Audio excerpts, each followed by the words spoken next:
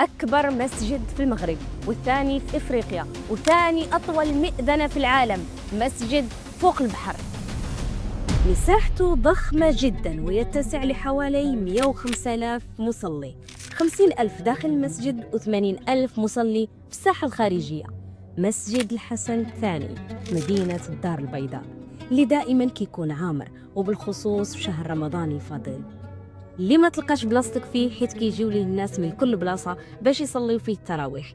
تخيلوا معايا شارك في بناء هذا المسجد 12,500 عامل، وتخيلوا أن كل شيء في المسجد من رخام القبص الخشب والسقف المزخرف كلهم تصنعوا بأيدي حرفيين مغاربة. ونزيد نصدمكم أكثر أن هذا المسجد مبني بطريقة هندسية مقاومة للزلازل، وتم الافتتاح ديالو عام 1993 بتوجيه من الملك الراحل الحسن الثاني طيب الله ثراه.